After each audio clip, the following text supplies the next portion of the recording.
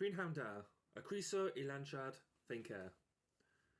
Good afternoon and welcome to the launch of ThinkAir.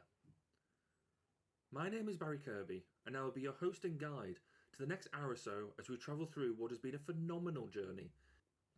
In the next 60 minutes, I'm going to introduce a number of people to give us their expert insights to help us dive into the topic of air quality, why it matters to each and every one of us, what ThinkAir is doing about it, and more importantly, how you can get involved.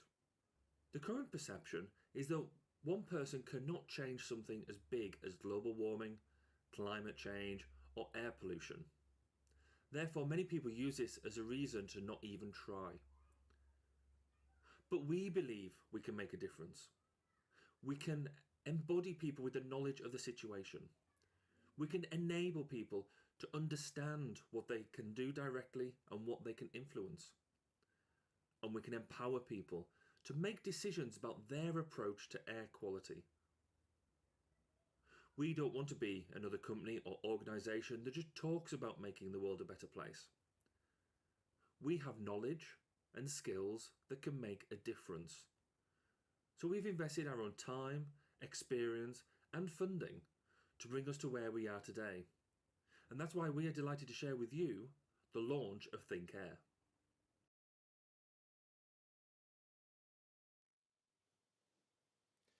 Welcome to a really sunny Parc y Scarlett here in Llanelli for the live launch of ThinkAir. Just before we get stuck into it, I'd like to invite all of you who are watching to use social media to send us your questions or queries, or even just tell us you're here. Use your hashtags, #ThinkAir and #TogetherForOurPlanet.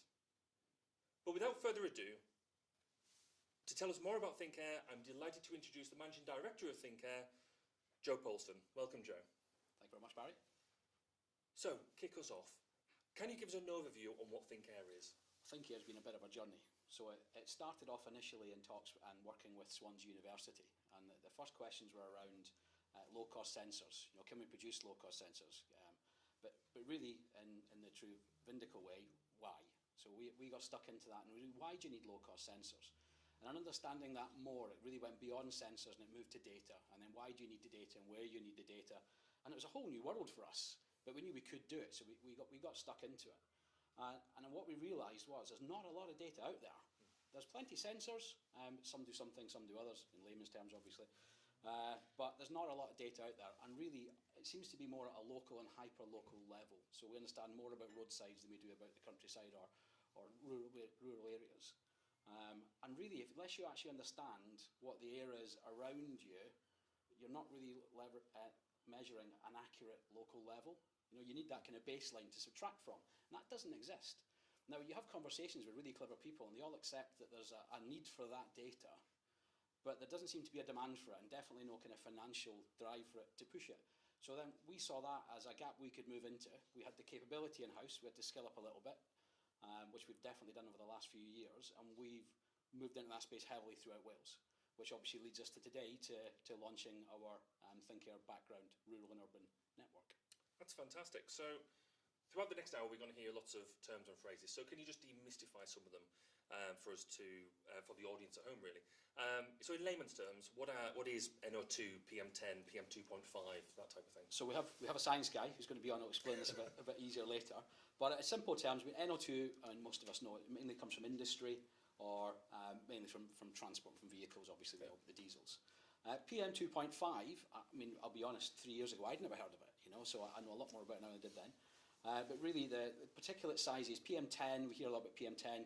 PM10, pollen's in PM10, very small pollen particles can be there. And PM2.5 is extra significant because the particles are of a size that we can breathe them in, and then through our lungs they can enter the bloodstream. And of course then, not just short-term but long-term effects.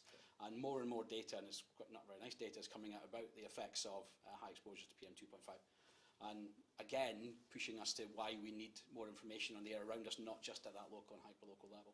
Okay, so we're all here for a launch. What are you launching today? Well, data. We all love a bit of data.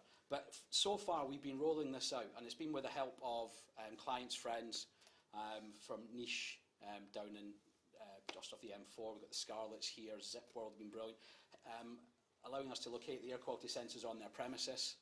And now it's about the data is all coming in, it's all been validated. We'll cover that later with Paul, and it's about sharing that data. Yeah. So obviously we have full analytics suites that sits behind everything, a lot more advanced, but really things are always split into 4 stages. It's measurement, it's awareness, it's understanding, and then we have behavioural change. You know, so we've done the measurement bit, so in helping raise awareness, we can't put a price tag on that, at least the superficial data. We've got to be able to share that, allow it to be used in classrooms, allow it to be used in offices. So today we are setting live the live stream of all of our sensors from the network in Wales. And the network's growing, because there's going to be another 60 locations rolling out across the Midlands in the next coming months as well. I mean, that's fantastic. The people at home hopefully can see on their screens, because we can see it on a monitoring screen here. Your network is now live. It is. The general public can now see. So they go to thinkair.co.uk. Any second, you might have to hit refresh a couple of times, you know how these things work. But there will be a live map link at the top of the page, which will take you to this. So how does it feel to you? Because you've obviously put in these years of effort to actually now have that data live to everybody to see. Oh, it's brilliant, because, like I say, you want people talking about this. They always say, if you're going to do something, make it remarkable. So by definition, something people will talk about. We see air quality information is in every newspaper we open. It's almost in every news broadcast. Somewhere in the day talks about air quality. But really, you know, we see models, and we'll talk about those later. We see the numbers, and we'll break those apart to the science of them as well. But to actually be able to click on something and see what it is near you, particularly PM2.5, is brilliant, and it needs to grow more. So what we hope, we're planting this seed here, and it will expand from there. So who's going to benefit from this information in the short term or the long term? Well, pretty much anybody that wants to measure anything around air quality. There are plenty of projects, particularly in Wales, if we keep to Wales for a minute, plenty of projects where we look at either in schools or we all know about the air quality sensors down the M4, everything doing over in Port Talbot, and that's all great. But again, if they don't have that baseline, they're not anything you do to improve the air quality in those areas. You're not going to get an accurate measurement if you're not discounting the baseline. So that to them. But really, anybody that wants to learn more about it, so use it as an awareness tool. So you can see a teacher bringing it up and, okay, what's PM2.5 look like here compared to the other side of Wales? How does that compare by weather? It's a learning tool as well, and it will keep growing, and we'll keep adding to it. So this is the official launch, and everybody can now get to the website. We're not the first to see this. You give somebody else a cheeky priority viewing. Can you tell us a bit more about your trip to London? Well, that was a bit crazy, because I honestly thought it was a joke. So I had the email through inviting us to Downing Street, and I had to send it to us, sent it to you, I sent a few other people saying, surely this is a wind-up. Why would they know about us? The Slangley Star don't even cover anything we do. How does 10 Downing Street know what we're doing? But no, it was real. So the government were launching a campaign together for a planet, so we're promoting that hashtag today. It's a brilliant campaign, I'm sure we'll touch on it a wee bit later. And they'd selected 8 businesses throughout the UK that are involved in sustainability projects to come and present them. And we task it, that we're going to come to later, were asked to bring that along, rock up to Downing Street, which was very, very surreal. They were convinced this was a bomb when I was coming in the door. So a bit of extra security. We had some extra time to go through it to convince them it didn't tick. You go to the Magic 10 door and it opens up and through the house and out to the garden, and there's a table there in the garden. It's like, that's your table. What do we need a table for? Oh, you're presenting and showcasing what you're doing. It's like, you didn't tell us that. And they were, well, we only decided to do it last night. Oh, thanks for telling me. So yeah, so we were given a little bit of notice to say that Boris will be here, and he is coming out, and you spend 10-15 minutes talking about what you do. So thinking I'd only have a few seconds, and now having 10-15 minutes, I pretty much told him everything we're going to be talking about the next hour in that small chunk. Cool. Which was great, but we got to speak to the Secretary for Business, the chap that's heading up the low carbon campaign. It was really well received. It was absolutely brilliant, and particularly the task kit. But they all know we need better data. I mean, there's some wonderful things that came out of the sensor network, data that hasn't been available until this network was created. I mean, we all know during lockdown, we all saw it on the news that air pollution was apparently much better in lockdown because none of us were driving anywhere. And that's true, NO2 did drop significantly, but what we could see from our network was that PM2.5 actually went really quite high. When we actually looked at that and where the data came from, it wasn't even us. It was like farmers in Belgium and Germany going muck happy with the spreading on the fields, and that came across, and we had a sensor in London pick it up, in Bristol, and then over Wales like a wave. And it's data they didn't have. And when I put that to Boris, he was like, what do we do? What do we do? Shall we invade? You know, and he's like, okay, maybe not quite that much, but maybe buy some sensors, that'd be nice. But yeah, it was surreal but brilliant, and there seemed to be a clear appetite as well for more and better data. Great. And we've got some video, I believe, of... We've made it out to their little... so they released a little video, and again, we didn't know we'd be asked any questions, but it was like, can you step to the side, please, and just answer this question, and then, there's a camera. Yeah. But it led off the video, which is pretty cool. Here we go. When you get to a stage where you're running a business, there's a good chance you're a parent as well. Yeah. You know, it sounds a wee bit cheesy to say you want a better world for your children, but we do, but we want a sustainable world. And it generally makes good business sense. I mean, we've had it on our invoices for a while now, the carbon offset, and it draws attention to the fact that we care. It starts a great conversation, and it normally always ends with them caring as well, and it spreads, and that's what we need to do. And that's just fantastic, seeing really very senior people getting and playing with your bit of kit. How did that make you feel? Well, I was really glad I didn't say my children's children, because I could feel that one getting away with me. But it was almost that ratification of, what we're doing is right. It's not just a good idea, it's not just potentially commercially viable, but actually it's something good, it's something holistic and sustainable, and it ties into so many other good projects right now. Again, we'll touch on those a wee bit later. So what is your major driver in doing this? Because, like I said, it's not just about the Marines, it feels a bit altruistic as well. So why are you doing this? What's your motivation? Being brutally honest, I'm a problem solver. You know, at Vindico, obviously this being a Vindico company, we are problem solvers. You know, so when we see either questions being asked that might not be the right questions, or there's other questions that should be asked before you ask that question, that's our niche, that's what we fall into. And so that's how it kicked off, but really the more we learn, the more we realise this could actually have a serious impact. Yeah. This could, obviously we're talking, dreamland, but can you imagine if someone in 15, 20 years' time invents something amazing to do with air quality, saves the planet, and says, it all started by making this wee kit in school 20 years ago. But I know it sounds a wee bit silly, but there is a chance to make a difference. So many people know more about air quality just from me talking to them and friends and relatives talking to them because of this project. So there's hundreds there. And then when you think, if we can get this out further, expand the project further, it's going to be a tool for positive behavioural change. Brilliant. Joe, thank you very much for that introduction. In the next session, we're going to be talking about how education is a key part of the ThinkAir philosophy. And you're going to get bored of me saying this, but please do share that you're here on social media. Do use the hashtags, #ThinkAir and #TogetherForOurPlanet.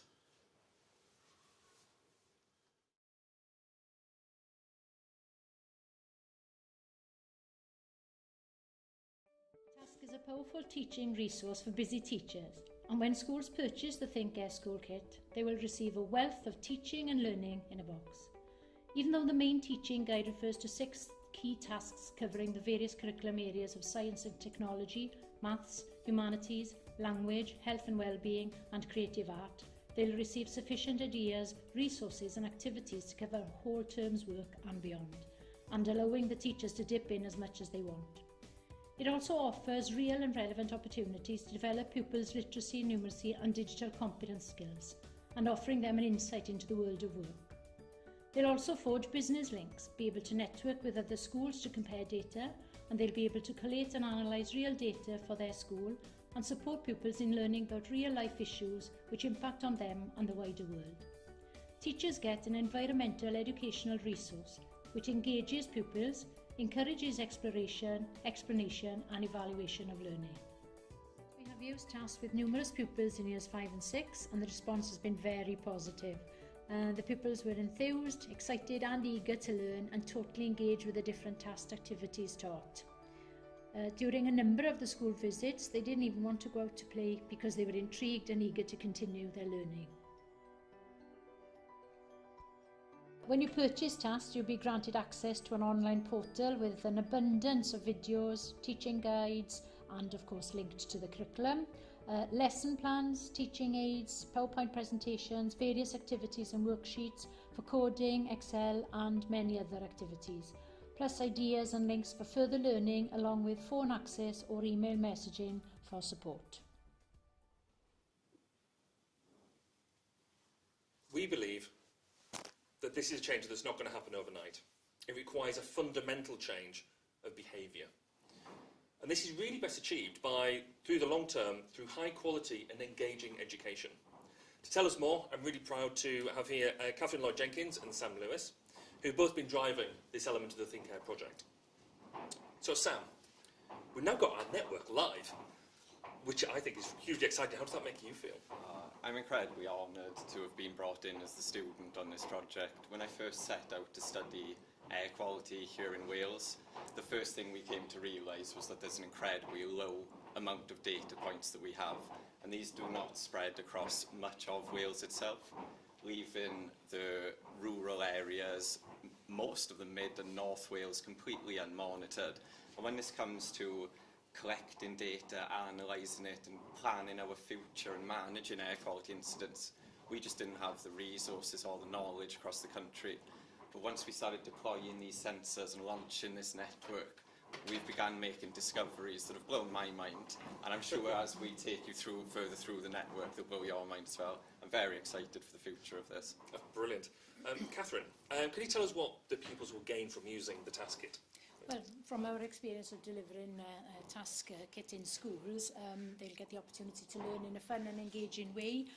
Obviously, learning experiences across the breadth of the curriculum, areas of learning, and in particular science and technology. They learn about electronics, databases. We've heard so much about data this afternoon, and obviously coding in a real-life situation, environmental and sustainable project. Obviously, issues that affect them as pupils.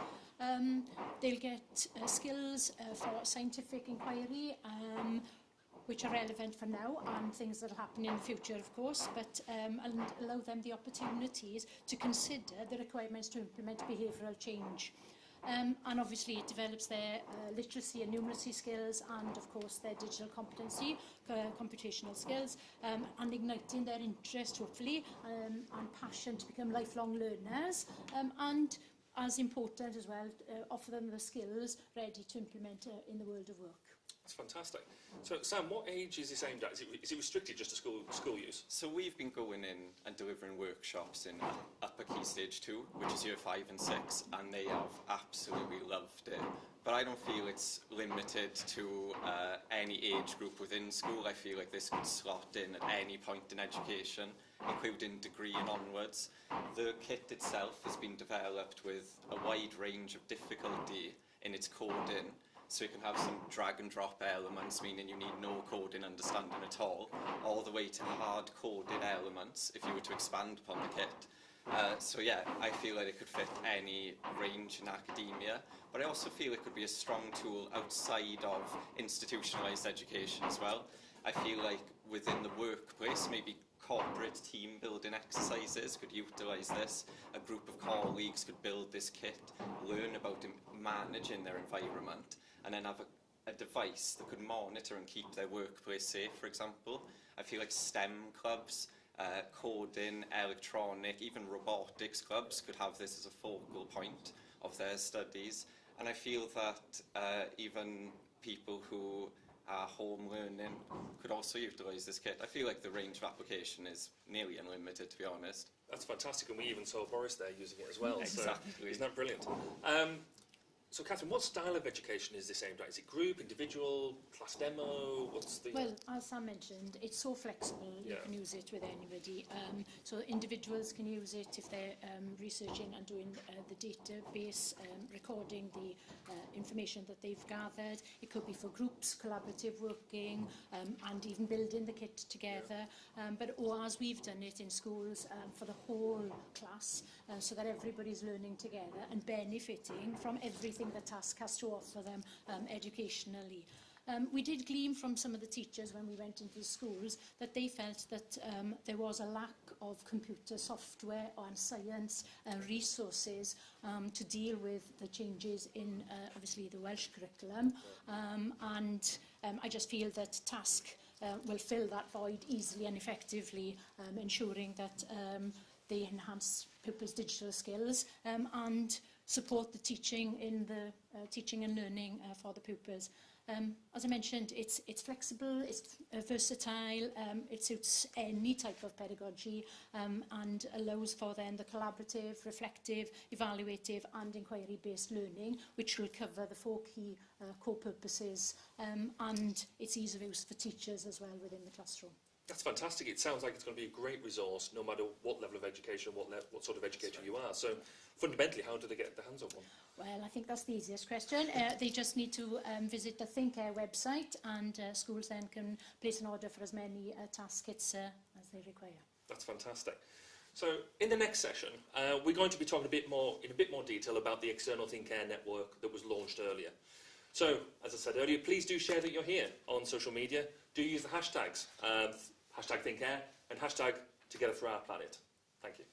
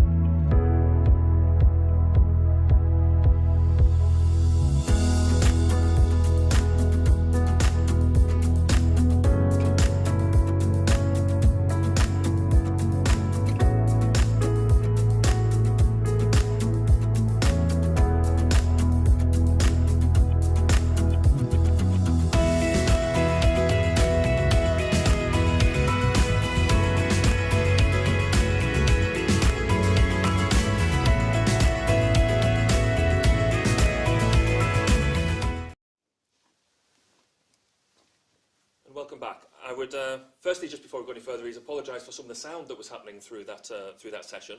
As much as you plan for a live event, there's always something that's going to throw a curveball, and people marching on the roof was not something we really planned for. But let's crack on. So today already we've seen the launch of our ThinkAir network, and also heard about how we're going to use our development to educate the next generation about air quality. However, we need to educate ourselves now too. So it gives me great pleasure to introduce Professor Paul Lewis, who's joining Joe and I to tell us more about the ThinkAir network and how their new monitors can be used both outdoors and indoors. So welcome, Paul. Can you give us a bit of a rundown on your background and expertise in this area? Okay, thank you, Barry. So I'm Joe's science guy that he mentioned. I'm the grey man. I'm the one who's always got to have numbers in front of me, just especially if somebody asks an awkward question as well, so I can answer. But yeah, my academic background is in toxicology, modelling, analytics, and for many years I carried out research at the medical school in Swans University and looked into how some of the nasty particles that we breathe in, how they get into the lung, as Joe mentioned, deep into the lung, damage our bodies and then impact on our health and well-being. Also a huge interest in technologies and sensor development, and as Joe mentioned earlier, I think it was a few years ago at Swans University. Joe was in Swans University lecturing on change management. That's right. Like that. Man of many talents. Yeah, and we chance meeting, and we got chatting about how we could revolutionise how air pollution is measured and also reported as well. And I think very quickly we all co-founded ThinkAir, and I then jumped ship into the company full time. And yeah, head of R&D, while staying as a Professor Emeritus in the medical school. Also a member of a number of Welsh Government bodies, air quality bodies, including the Clean Air Panel, advising on the impacts of air pollution on health. That's fantastic, and I'm sure there's going to be lots of people wanting to grill you on the sort of questions that they've got to go, which is why I've got my connection to the outside world just here, so I'm watching that to see what they're going to come up with. But to get us going a bit, can you tell us a bit more around this air quality monitor? What is it we're actually looking at? Well, the ThinkAir unit, it's an indicative monitor, so it can be used outdoors, but also indoors as well. And it provides us with continuous air quality data. By continuous, I mean that the monitor's feedback data in real time, and that could be adjusted to the frequency that you either want to measure data or you want to report that data back using fantastic systems that Vindico developed on. And interfaces. It's also modular as well, which means that you can mix a different type of sensors in the unit depending on what you want to be measuring. Very easy to install. In fact, unit can be installed within minutes. And it's low powered, so it could be plugged into the mains, so 240 volts or 110 volts, such as on construction sites. It could be solar powered. It could even be powered from a 12 volt battery as well for applications out in the field. And yeah, the waterproof casing, that's robust, that's rugged as well, and the unit's been fully tested in diverse environmental conditions. Cool, okay, so Joe gave us some broad definitions earlier, but you being the science guy, can you give us a bit more detail about what you are really sensing with these boxes? Yeah, sure. I mean, as I mentioned, it's modular. Yeah. And as standard, it comes with a particulate sensor. And we can also add different types of electrochemical gas phase sensors. They're supplied by one of the UK's industry leaders as well. So the particulate sensor that can measure the fine particles, PM1, PM2.5 as Joe mentioned, but also the larger particles such as PM10. Well, gas sensors, they range from standard sensors for NO2, nitrogen dioxide, nitric oxide, ozone, sulfur dioxide, the more commonly used ones, but we can also add sensors for other important pollutants, such as ammonia for rural application, as well as VOCs, volatile organic compounds. As standard, we also supply a temperature humidity sensor, and back to particulate sensor. So over the last few years, we've tested a range of particulate sensors out in the field, co-locating with government, AURN monitors, etc. And we've tested these different sensors to see which one is the most accurate, the most optimal one for our unit. And we've assessed that sensor using the US government, that's the Environmental Protection Agency, the EPA, performance testing protocol. And as our white paper shows, the white paper is available online, as that shows key performance metrics that you need to evaluate low-cost sensors, such as precision, bias, linearity, error. They are well within the recommended limits for low-cost particulate sensors. Okay, but if I can just pull you up a second, you said you measured it against the American EPA standards. Yeah. Why not the UK standards? I think the EPA standards, the US standards, are a little bit more developed. I think that's going to change in the UK. I think we'll have defined standards for low-cost sensors. But yeah, the most robust assessment process we found and wanted to use was the US EPA one. Okay, cool. Joe, we've seen the ThinkAir sensor. Can you tell us what you've done with it so far? Well, as Paul said, the modular design lends itself well to a multitude of different environments. So we've been trying as many as we can get access to. So we're involved in a few other projects with sustainability links. There's a wonderful one in construction called the Automate, where they're actually saving up to 84% of diesel costs on all diesel-fueled construction sites. And obviously, as soon as you think to yourself, the diesel generator, you're thinking NO2, you're thinking reduction. We need to get on there and measure it. It's been a wonderful accompaniment. But obviously, changes needed to happen to this. One to measure the NO2 and one to be construction-proof, which we've done. We've also, in the last 6 months, been pulled quite swiftly into agriculture. So again, the modular design, we're looking at methane, we're looking at ammonia. We've got studies in conjunction with College Shergar now, looking on their research farm as part of Project Slurry. Looking at actually the full yield, well, I suppose that is the yield, isn't it? The sustainability of how they get the clean water, yeah. how they get keep as many solids in the slurry as possible, and of course measurement's a massive part of that. You know, there's an effect that goes into the air from everything they do. NVZ's been very, very topical at the moment, and again, we'll come on to that a wee bit later. Cool. So I mentioned before about we having got our social networks open. I've just had a question pushed through from Jamie in Cardiff. I don't know if he's a friend, but if I look at Google Maps, I can already get air quality data. What makes yours different? So, Paul. I thought, yeah, it's a good question, isn't it? I think most people who look to see what the air quality is today, or would go onto a map, they'd see that, they'd probably not know what the number meant. There's lots of maps out there, aren't there? Yeah, there are. Yeah, they look at the colour. Is it green? Is it amber? Is it red? Difference though, I think the data you see on an air quality map is very different to local data. Okay. Starters, the data you see on a map is unlikely to be measured. It's very unlikely to be real time as well. In fact, the air quality data providers for these sites, for these apps, they generally use model data. And even if they do use measured data, it's likely to come from a government monitor, publicly available data, and so even that data might be from many miles away. I think just to put it in perspective, in Wales, we've got a handful of government particulate monitors in our Okay. It's a lot of real estate to create a model from, isn't it? Yeah, indeed. We're going to talk about the modelling in a bit. Just but to answer Jamie's question. Sure. No, I think to get an accurate picture of the air quality, local air quality data, you need to see measured data. Yeah. Cool. So thank you, Jamie. And if anybody else has got a question, fire it in. I like putting these guys on the spot. So Paul, if I've got an air sensor, I've got my own, it's on my property, either in my business or my home, what does that mean to me?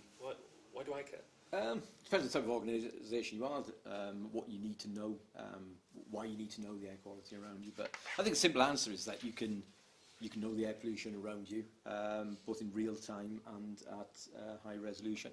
I mean, some examples of how a monitor would be used. Firstly, if you're a commercial company, you can monitor emissions indoors or outdoors to protect health and well-being of your staff or people living around that area. If you're a school, you might want to put a monitor at your school gates to know what the air pollution levels are, drop-off time, pick-up times of kids in school. If you're a local authority, of course, you can use the monitor at roadside to see what the transport emissions are. They're all urban. I mean, for rural monitoring, if you're a farmer, say, you might be concerned about particulate levels or ammonia levels at certain times of the year, such as you mentioned slurry spreading earlier. You can use the monitor to measure exactly what your emissions are. These are different organisations, examples. I mean, if you're a person, you might have a respiratory disease, heart disease. They are the ones that air pollution tends to impact on most, where short-term exposure can lead to an exacerbation of their condition. And again, by having local measured data, you can manage your condition better. Maybe not go out and prevent yourself from being exposed to high levels of air pollution and prevent that exacerbation. And without the monitor actually measuring, how do you measure the success or lack of it of any initiative you do? So anything you want to change and improve, unless that sensor is actually there and you've got that before and after of do more of what works well, do less of what doesn't. Or even if in terms of surveying anything you want to do that you know is going to produce pollution, but you still want to get a handle on that, you still want to keep control of it, you still want that data to make it as obviously as healthy as possible. Yeah. So if we look at the air quality map that we just launched and is now publicly available, small plug, how valuable is that data to me? If I'm looking at that data, what does it mean in that respect? Well, I talked about the green, the red amber. I mean, that is real measured data. It provides baseline background particulate data in our urban and rural areas. Remember that high particulate levels can be caused, by sources that can be, quite far away, sometimes hundreds of miles away. You mentioned this earlier on, how particulates can be blown in from the continent. So if you're a company, and you, or maybe local residents, as I said, were concerned about particulates coming from your premises, you'd be inclined to put a monitor on site to see what exactly your emissions are. But I think it's far more powerful and meaningful if you could compare the data that you're measuring on site to the general background particulate data, in this case, levels that you see around you, and then you can work out perhaps how much you're exceeding on site. The flip side of that, of course, is you could look at your data one day, see that particulate levels are extremely high, but then you look at the map and you can see that they're actually high throughout the region or throughout the country. And it's likely not you causing high particulate levels that day. So, yeah, in a nutshell, you can compare data to local background levels, see how much you might be exceeding, or not exceeding, as the case may be. So we've had another question come in. What protocols does the ThinkAir sensor network support? So is it cellular, Wi-Fi, LoRaWAN? Well, being modular, all of the above. Okay. So by default, most of the ones we've installed so far, because they're isolated sensors in remote locations, have been using 3G. The internal CO2 that we'll cover later is all LoRaWAN and IoT, so we get to use a couple of lovely buzzwords there. Everybody likes talking about LoRaWAN at the moment. But really it's about the right tool for the job. So Vindico, that sits behind ThinkAir, is a technology company, a technology innovation company, but still a technology company. So we've worked on every single method of communication. So it's about what is right for the job in the environment for whatever longevity, and that's what it uses. But there isn't a single way you can communicate, apart from maybe pigeon and smoke signals. Brilliant. So we touched upon this earlier as well, but is it better to have more real data nodes or model data? Is model data bad? No, I think Paul will tell me if I'm wrong, the answer is both, really. Yeah. It's sensors help models be better. We can't have sensors absolutely everywhere, no matter what. I'd love for someone to come and buy 10 million of these. It's not going to happen. But really what we need is sensors to make the models better. Yeah. But what we really need, because the models are great, but they can't take everything into account. So when we're looking at surveys, when we're looking about a new a significant construction project, when we're looking at a forest fire, whatever, the models won't really take those into account, won't be able to do it. We need sensors to really understand what's the impact of X, Y, Z that's happening. You really need that. But with every incident that happens or every increased measurement that's outside of the model, well, that can be fed back in to make the model better. Yeah. So the answer is both. So we need better models, but they need help, and they need help from more sensors, which of course leads to they'll need demand, and they need to be low cost, because otherwise, if we had to rely on DEFRA stations at the side of the road and £250,000 of money every time someone wanted, it's not going to happen, is it? No, good example in our network, we've got an urban background monitor close by here in Park Scarlett, in the Trostre area, right in the town centre, in air quality management area actually. We've got a particulate monitor there at roadside, and the concentration levels are very, very different. What's that, less than a mile away? Yeah. But if anybody did want to buy 10,000 monitors, then Think they here, can just go to the... hit shop. Yes, absolutely. Might be overkill. Yeah, okay, we might need a few weeks to get the order ready. Okay, so looking at that bigger picture, and you mentioned government before, what can local government do with this type of data? There's a number of applications. To put it in context, Yeah. if you live near a busy road, was about 80% of the NO2 nitrogen dioxide that you're breathing in is coming from transport. It's coming locally from roads. Particulates, on the other hand, about 14% on average in the UK comes from transport, but nearly 50%, nearly half the fine particulates that we're breathing in are coming from either commercial or residential combustion. Okay. And that's log burners. And that's log burners, and we're probably going to see new legislation coming in to try and tackle that problem. But that, yeah, in Wales, in Swansea and Cardiff, log burners are quite a problem within the city, within the urban areas. Yeah. So our monitors, I mean, they are ideal indicative monitors to either put at roadside to measure NO2 or particulate concentrations, traffic emissions. Can be used for monitoring at industrial or domestic sites as well. So it can be useful in planning applications, for instance. But going back to the map and that additional background data, by comparing urban background data on the map, you can see how roadside data might differ. So if you're a local authority, how it differs to those background baselines. And again, go back to that example we saw on the clip earlier. If I look at the screen now, and you can see that our most polluting monitor in the network on average throughout May was that site in Llanelli at roadside. Right. And by using the simple pattern discovery tools that we provide, you can show how that then compares to other sites either locally or elsewhere across Wales. In terms of local government, local politicians as well, Barry, as you're aware, they'd be interested in using this data as well to highlight local problems on air pollution. I don't want to scare local authorities off. Well, do you know, as environmental officers. Avoiding scaring them, but it's also value for money. Yeah. I mean, really, that's what we've got to talk about as well. The fact, I know the low cost, but in terms of what they are currently using, our pricing sits about a third. Right. So the fact is, for the same money, they could have 3 times as many of these sensors. And in terms of data validity, our sensors have been co-located in those DEFRA cabinets. Big thank you to Swansea Council for allowing us to do that. Yeah. And we achieved a correlation of 98% with the DEFRA sensors. Yeah. So the data is accurate, and you can buy one, get 2 free for pretty much what they're used to, So we'd hope that, as well as, raising awareness, behavioural change, all the wonderful things we want to push, you can have more for your money. Yeah. And I am completely biased. We present the data in a much prettier way. And visualisation is key to understanding and be able to spread awareness of air quality, what we can do about it, the measurement, the impact. It has to be presented in that way. It's easy to communicate. And we do that as well. So I think that value for money piece is, if anybody from the council's watching. Just to add as well, the pattern discovery tools that we've developed and we apply as well. If anybody's interested in what we do and how they could use that, then please do get in touch. So talking about getting in touch, we've got another question. So tourist towns in Wales have considered putting traffic congestion charges during busy periods to reduce the town's contribution to carbon footprint. Could the Think Air network support that initiative? Well, yes, they're indicative monitors. They can tell you... measure the impact of it, wouldn't it? Yeah, and that's the key. So it's not about just the money that's raised from it, it's how much better did it make the air. That's really what they need to know. Because it doesn't really matter if it raised lots of money if the air's not any better.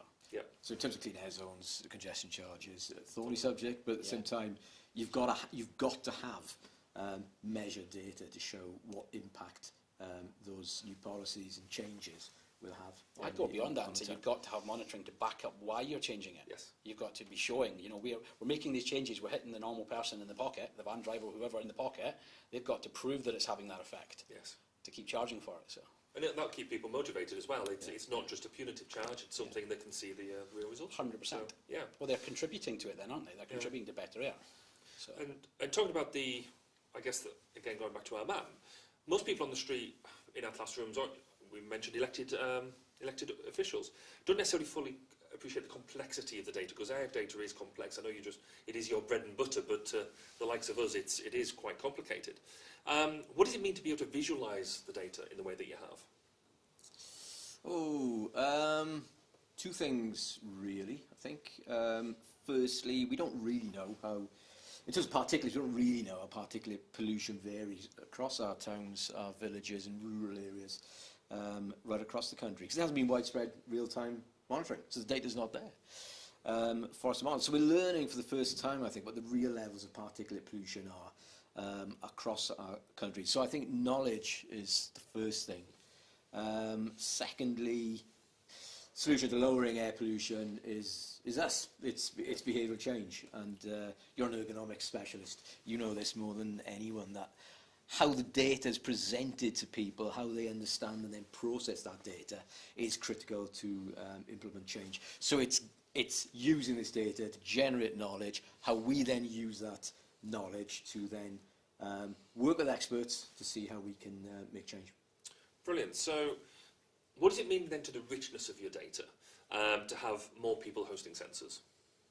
Well, as we said earlier, I think the more monitors that we have distributed across the country, then the more detailed the picture that we can then build about how air pollution varies across our towns, our villages, rural areas, every hour, every day, every month, right through the seasons, to build up that picture and what those patterns are. I think the ultimate goal for us as a company, though, is to be able to develop highly accurate, those AI models to predict air quality where we live, again, the next hour, the next day. It starts with sensor data, doesn't it? Yeah, and that will help us then better protect ourselves from the effects of air pollution. The Nirvana for us is that early warning system. It's being able to predict that they are, for people suffering asthma, COPD, any other difficulties that their bad air would affect. It's that early warning system that things are going to change before the sensor measures it. And I think that's where the AI comes in, isn't it? It's getting that step ahead. Yeah. And it's only as good as the data. Yeah. Data is knowledge, knowledge is power. Yeah. But we've also, keeping on the local authority and the government side, we want to kind of get ahead of it, the legislation as well, because the legislation is changing all the time, isn't it? And to get ahead of it with good data will only make the legislation better. Well, I guess it hasn't changed for some time, but it is going to change. Yeah, that's right. So this is a key point really over the next few years, is that the government needs help. They need as much data as they can get to make sure the legislation is good and going to make a difference. We've seen problems recently with NVZs in Wales and how that's been fought, and sensor data will help them. We're involved in that project. That's right, and you can't dissociate different pollutants as well. We talk about ammonia, we talk about nitrates. We've seen in Wales this week that the construction industry is on hold because of phosphate levels. So it's pollution generally now is high up on the agenda, and we are going to see change in environmental legislation. It's almost like the difference between water, air, the construction side. They're all almost fighting for a bit of the attention. They're not going anywhere. No one's got a single fix. Yes. So it does need that kind of calm step towards the fire and go, right, how do we do this properly? Yeah. So to get back to almost brass tacks, as it were, we alluded to cost earlier. How much is your sensor, and why is it so much cheaper, as you alluded to, than the ones the government use already? Well, a lot of that is down to we've made it recently. Yeah. If I'd have created this 10 years ago, it'd probably be 10 times the price. And you had to think a company that's been developing technology that was very expensive a decade ago was still probably very expensive to support 5 years ago, still is today. It's a slow evolution cycle, whereas we pretty much had that blank bit of paper of what are the key bits, how do we make sure we've got the best bit in the right section, evaluate everything, put it together, and that process is quicker. And because it's quicker, it's cheaper. Okay. Yeah, so there's definitely no lack in quality, but it's just that we could value model this or competitively, go after, if they're £10,000, we'll be £9,999, but it's not about that. We know that we need people to see the value in it as well as the value in the data, but it commercially has to make sense as well. So there had to be that point. So I think at that third of what they're using now. But we've also offered it as a service. So Vindico as a technology company, we're used to that model. It's like generally how we sell most things. So whether it's everything from tech support to app development, software development, to a lot of people, we provide that almost like a retainer as a service. Yeah. So we've brought that into air quality as well. You know, so you can actually have our service depending on the term for as little as £150 a month a sensor. Or you can purchase it outright. Yeah. And depending on the combinations of sensors you require, obviously the price varies a little bit depending on what you want in it. The particular sensor out the box comes in at less than 3k. But so because it's cheaper, yep. And you've sort of alluded to this, but does that mean it's lower quality? Yeah, well, no. You know, that's just it. And we've had quite a lot of kickback of this originally, because when it came out, not just the price point, but the fact we use low cost, and people think low cost, and you think, I've been to Maplins is gone now, but I've been to Maplins and I've spent £50 on a project box, and that's not what it means. It's low cost in comparison to industry standard. So a third, to me, definitely, I'm happy calling it low cost. A third is much lower. You can have 3 of them, you know. And as I've said already about being co-located alongside the DEFRA kit, that answered the question. You know, to be fair to Swansea, they'd asked the question, it was the right question to ask. You know, how does this data stand up? And it was, well, you know, you give us an opportunity to benchmark and we'll do it. So we allowed they allowed the co-location, and I'll be perfectly honest, I think, Paul, you were surprised as I was. We knew it was good. We knew it was 80% plus. We were confident of that. Absolutely no problem whatsoever without tweaks, but to get like a 98% correlation is phenomenal. Yeah, we selected the best, the most accurate sensor, but you know, most if not all of the accurate sensors that we looked at, and you know, as Sam knows, the performance is really good. Yeah. That's fantastic. So you've mentioned about renting sensors. Yep. So you're obviously quite up to that service model. Can you tell us a bit more about where they are in the West Midlands? This is a brilliant project. So this is Thriving Hive. This is a spin-out from Coventry University. Working with Coventry University. And it's a wonderful project because they're looking at bees, which are bees are the new dolphins, as we all know. So what they're looking at is, does pollution, first of all, does it affect the well-being of the bee and therefore the productivity and the yield from the honey, but also do the particulates actually make it into the food chain? So it's wonderful to be involved in that project, and we're looking at 60 locations across the West Midlands. They started going live last week. I think they've got 10 out already. There's another 50 locations to go over the next few months. And anything that adds kind of value to that bigger holistic goal of making it remarkable, getting people to talk about it, awareness and air quality, what we can do to have positive behavioural change, we will get behind. You know, it doesn't have to be that we're not doing that because there's not a lot of money in it. We're not here for that. You know, we might only sell 1,000 sensors, but if we change the world, great. Brilliant. So, I'm sold. Where do I get one? Thinkcare.co.uk. Hit shop. It's fantastic. The little add to cart button, you can hit it as many times as you like. But I think that's a really good example as well. You know, in the media, you hear about air pollution, the impact on health, human health. What you're not hearing about is the impact on our biodiversity. Oh, massive. Which is huge. Yeah. So this is a great example of how. Well, I think that's actually, and that sounds a lot. It's a lot to us, 60 locations across the West Midlands, but we know that's phase one. They've got 3 phases to this, and we'll be along all the way by their side doing it. And there's some wonderful work there involving mid-infrared spectroscopy. We're wrong. And this is where Science Guy comes in handy. But there's some wonderful work to do there. But it all ties back to that sustainability link and the children's video. You know, so being able to deliver that impact gives us a real buzz. Yeah, it does. I actually see it. You know, like I love hearing people when they say the energy comes across, because then you know I've still got it. Then that's it. You know, I've still got that. I want to keep driving it forward. That's brilliant. I'm thinking we need a badge for Paul saying the Science Guy. Yeah, we do. But anyway, great man. Here's a clipboard. Show the clipboard. So, in the next session, we're going to be talking about air quality, but we're talking about air quality indoors and the ThinkAir solution for it. So, please share that here on social media. Keep the questions coming, and use the hashtags #ThinkAir and #TogetherForOurPlanet.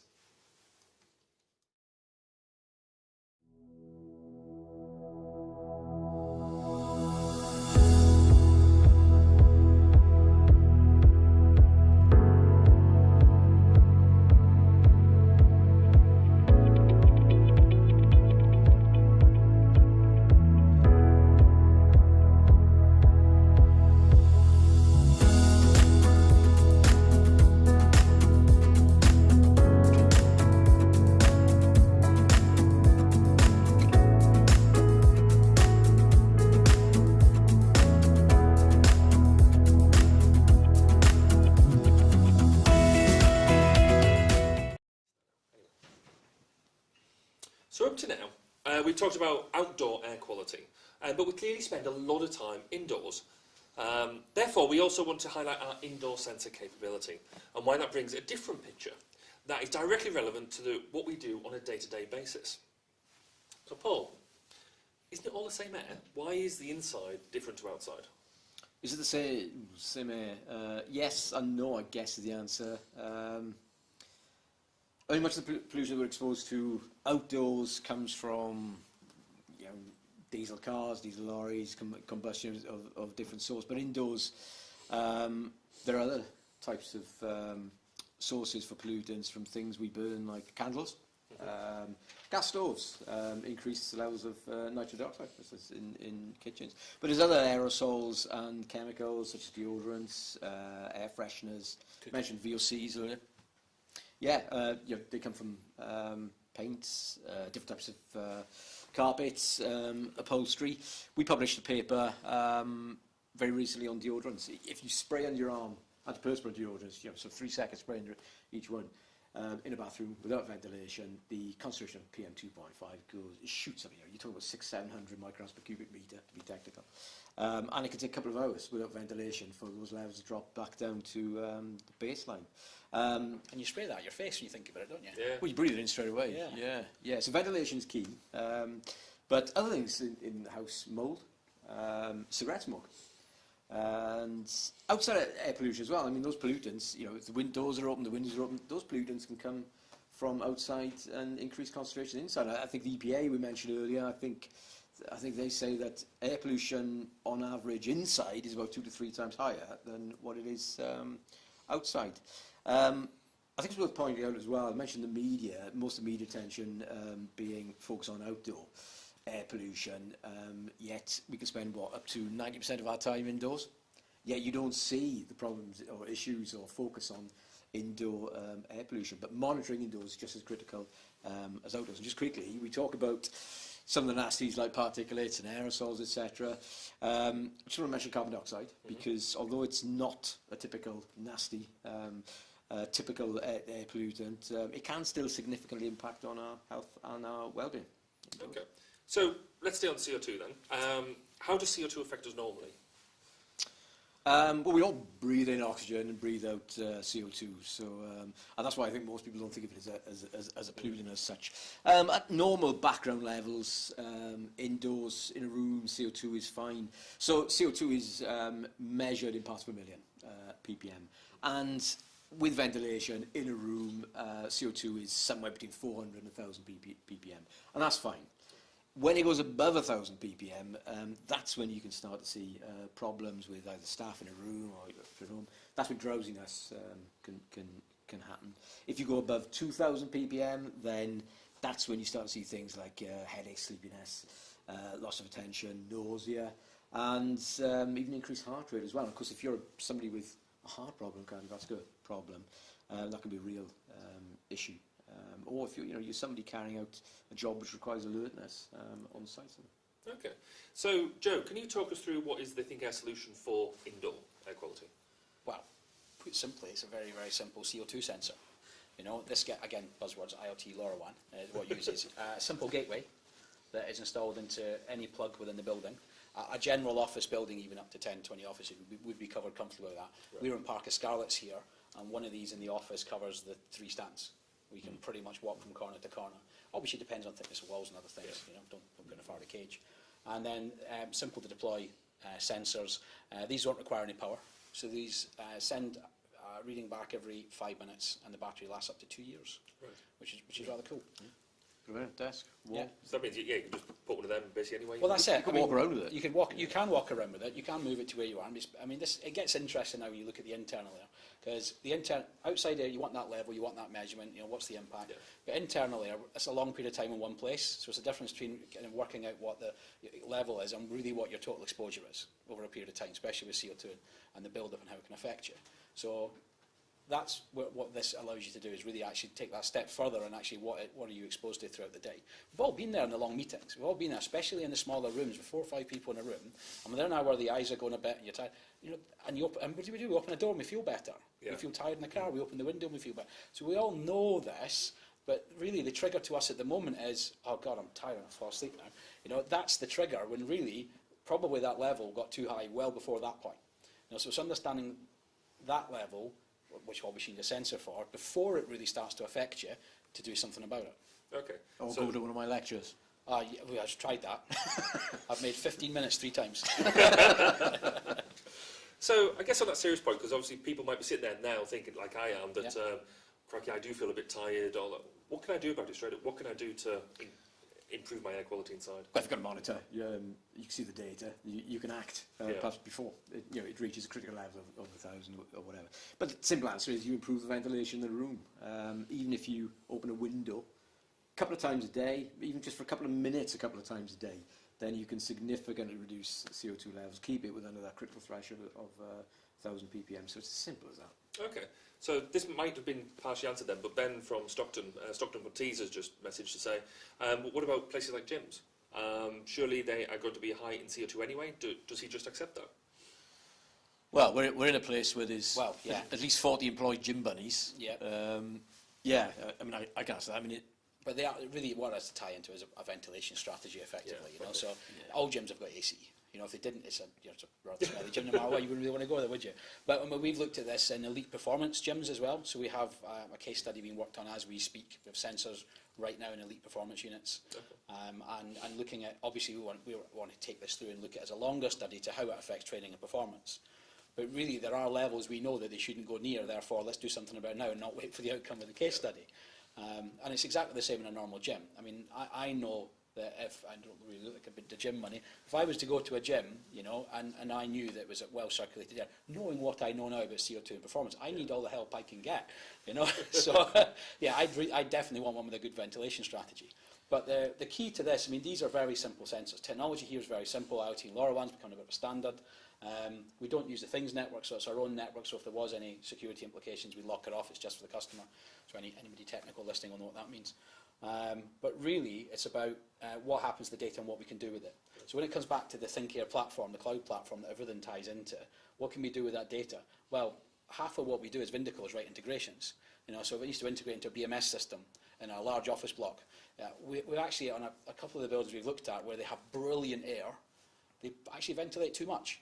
You know, so that and there's a cost to that. If you're an office with 3,000-4,000 people and you're recycling the air 3 times a day, and actually you only need to do it twice, that's a third off that ventilation bill you're saving a year. So there is an efficiency angle here as well.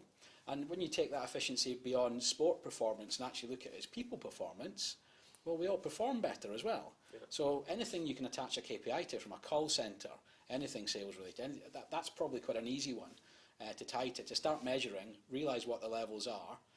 I wouldn't be surprised at all if we looked at, we've got a few that should be happening in the next couple of months, but in a call centre, we're pretty sure that CO2 obviously rises throughout the day. Yeah. So it'd be really, really interesting to attach that to actually what the output and what the sales are, and, you know, as the CO2 is affecting it. And obviously inside in vehicles and cars, taxi drivers, you know, and there's so many links for a simple product, but we know what the effects of it feel like. We need to get a bit ahead of that and kind of keep at that level so we never get to that yawny, tired, falling over part.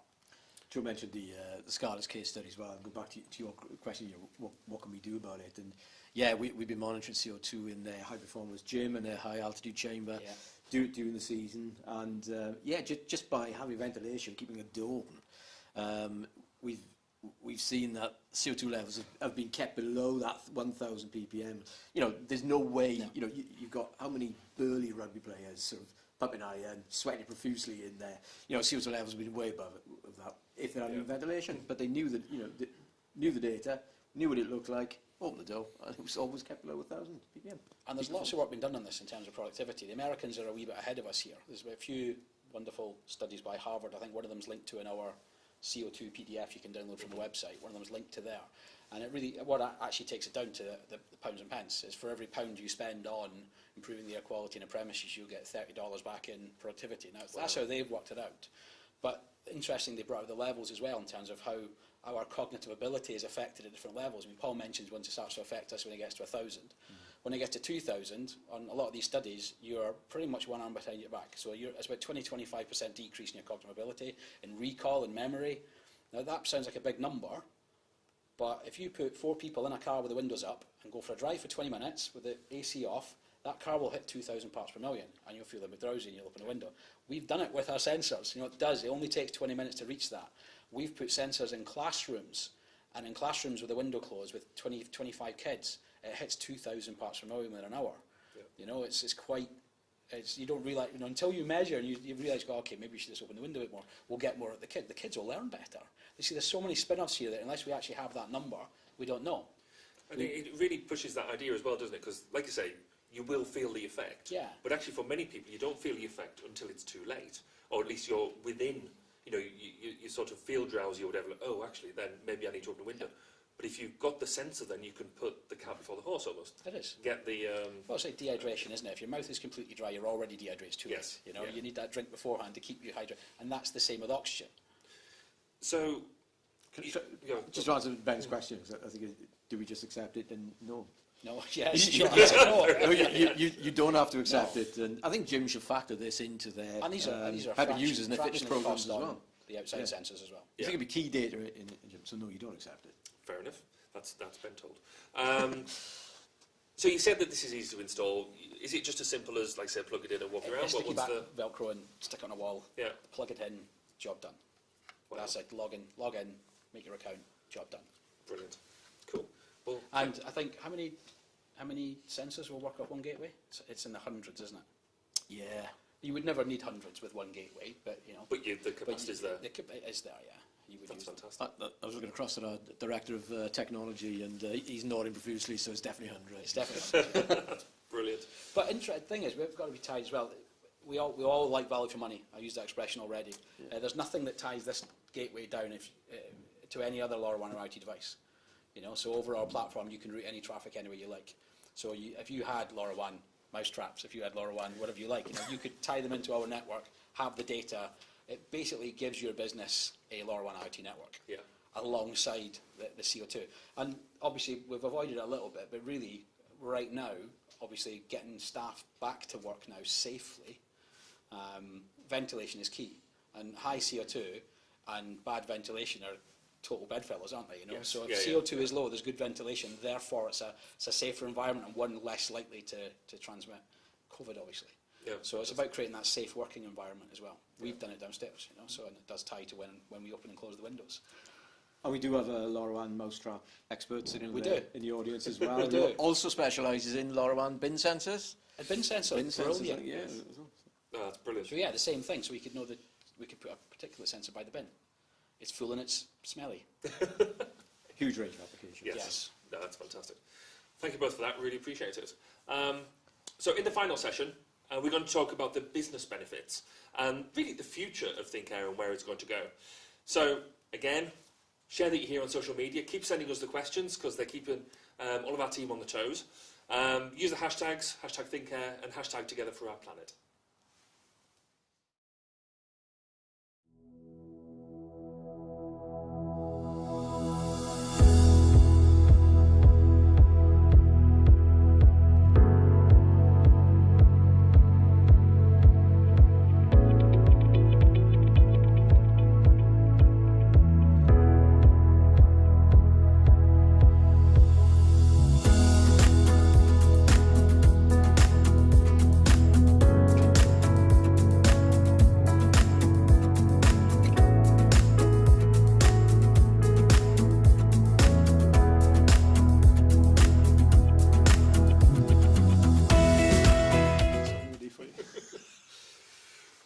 Brilliant.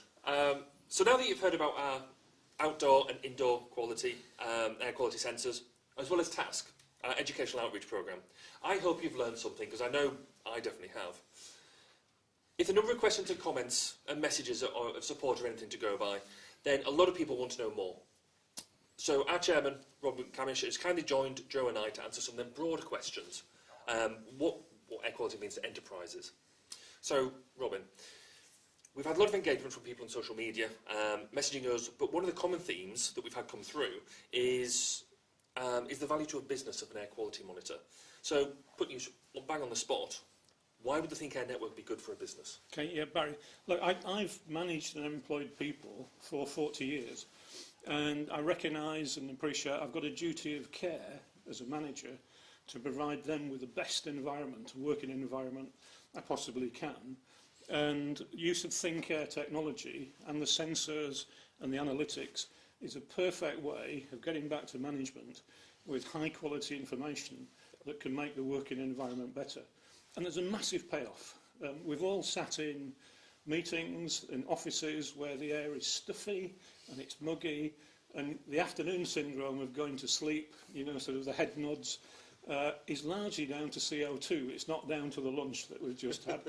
And the payoff of actually saying, let's improve the working environment in productivity and health and well-being and the culture of a company is just enormous.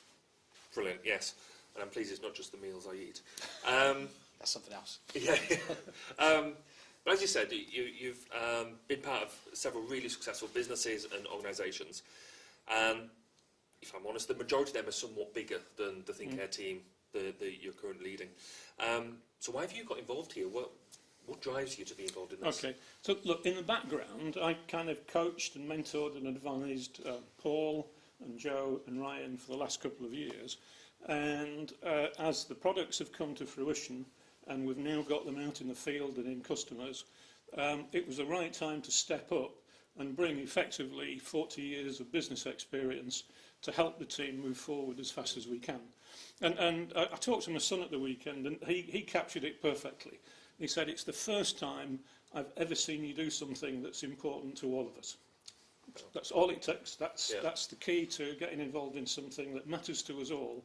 And let's do it well and actually change how we look at air and clean air and pollution. That's brilliant, yes. And I like that saying that your son's come up with. Joe, we've launched the product. We have. So, but this is clearly just the start. You're clearly driven to do something big. Where do you see this in 12 months' time? More.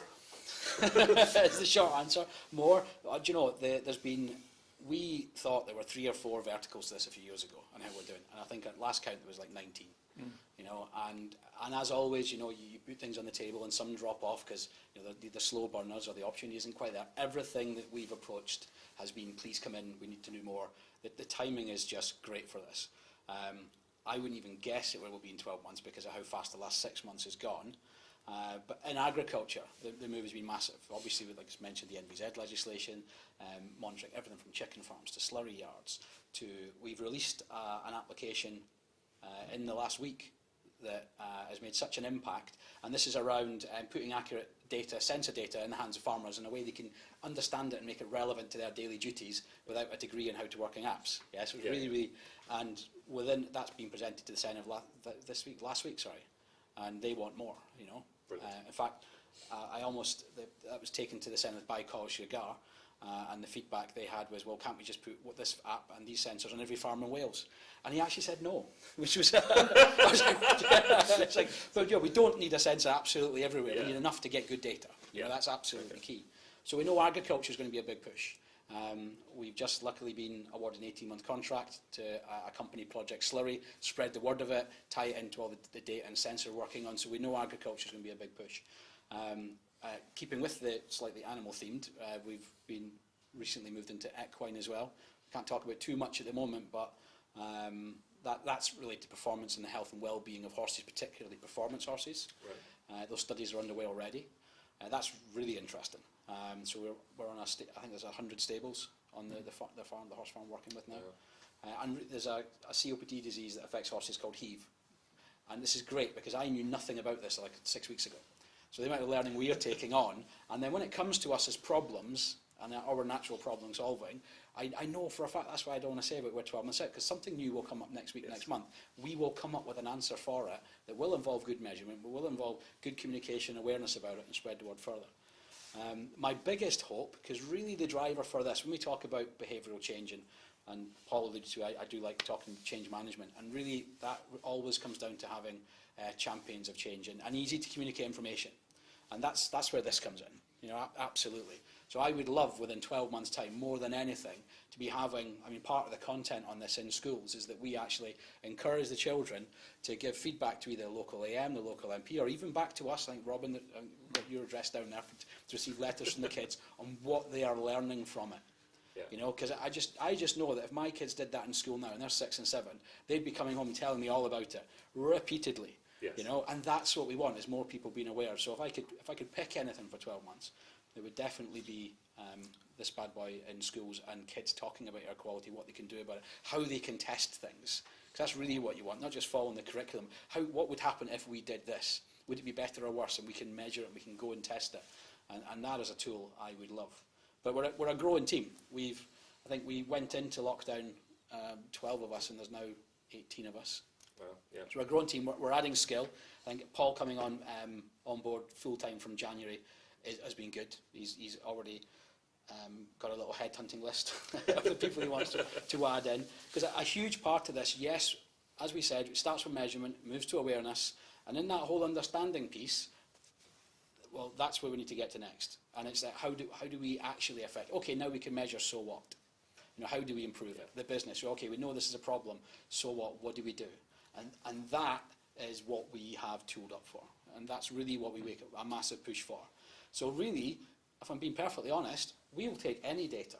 So if someone else came out with an even cheaper sensor tomorrow that sold that, we'd have that, because really what we want is the change. Yeah, we'll take any data in, and we'll work with anybody on sensor data, as long as it's presented and visualised in a nice way, for people to understand on our ethos that we really want that behavioural change.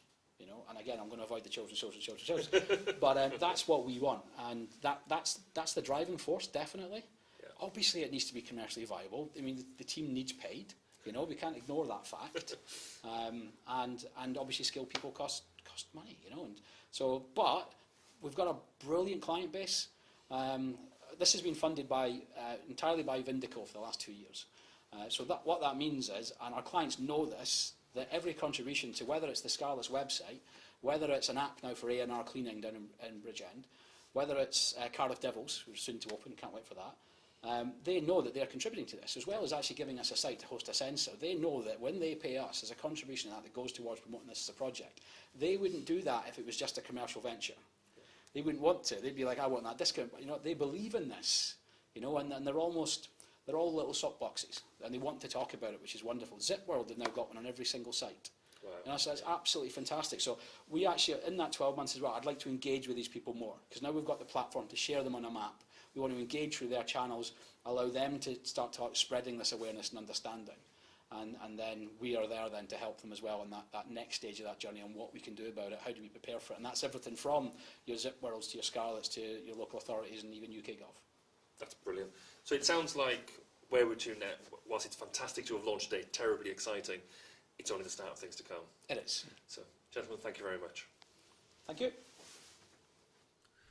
So that brings our presentation to a close. I hope you found it useful and informative. I would like to say thank you to Catherine, Paul, Robin, Sam, and of course Joe for giving us the privilege of joining them for the Big Switch On, and telling us the importance of air pollution, and how, through the Think Air programme, we can now take practical and meaningful steps to making a real difference to the air we breathe and the world we live in. Now it's over to you. Get in touch if you'd like to find out more about your own indoor or outdoor sensors, how to find out more about the data relevant to you on our Think Air network, or if you want to help educate the next generation about air quality using our Think Air Schools kit. We look forward to talking to you soon. But for now, diolch yn fawr. Thank you and goodbye.